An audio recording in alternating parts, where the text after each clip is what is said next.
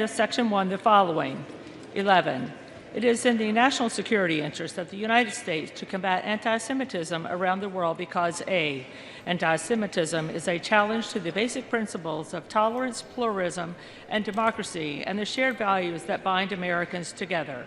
B. That there has been a significant amount of anti-Semitic and anti-Israel hatred. So it's anti-American, anti-democratic, they say, to criticize Israel, and it's in our national security interest that nobody ever says anything bad about Israel at all whatsoever. This is dangerous and scary and unprecedented, this crackdown. Anti-Israel hatred that must be strongly condemned. And C. There's an urgent need to ensure the safety and security of Jewish communities, including synagogues, schools, cemeteries, and other institutions. 12. It is in the foreign policy interest of the United States to continue to emphasize the importance of combating anti-Semitism in our bilateral and multilateral relations, including with the United Nations, European Union institutions, Arab League, and the Organization for Security and Cooperation in Europe. The gentleman is correct. The clerk will suspend.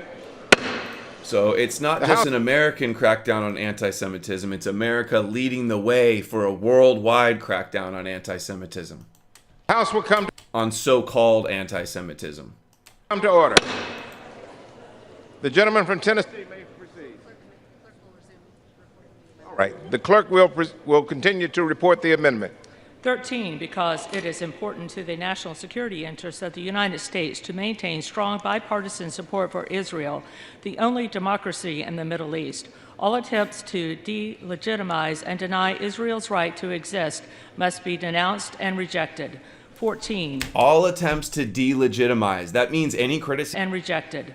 14. All attempts to delegitimize. That means any criticism at all, right? Any criticism could be interpreted as delegitimizing, right?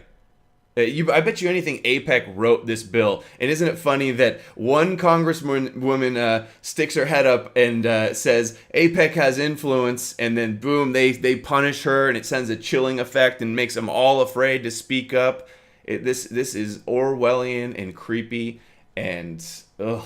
It is in the national security interest of the United States to oppose restrictive trade practices or boycotts fostered or imposed by any foreign country against other countries friendly to the United States or against any United States person. The gentleman is recognized for 5 minutes. Thank you, Mr. Speaker. This is the final amendment to the bill. It would not kill the bill nor send it back to committee. If adopted, the resolution will immediately proceed to final passage as amended. Mr. Speaker, the attack in October last year against the Tree of Life Synagogue in Pittsburgh was a devastating assault on the Jewish community. By inflicting violence on a neighborhood's congregation Shabbat morning service, the gunman sent a bone-chilling message. Even in 2018, hate-filled individuals will attack Jews simply for being Jewish. The Anti-Defamation League believes that this is the deadliest attack on the Jewish community in the history of the United States of America. This tragedy is merely one part of an upsetting development that has emerged in recent years, a resurgence of anti-Semitism around the globe. The Anti-Defamation League reported a 60% rise in anti-Semitic incidences in the United States from 2016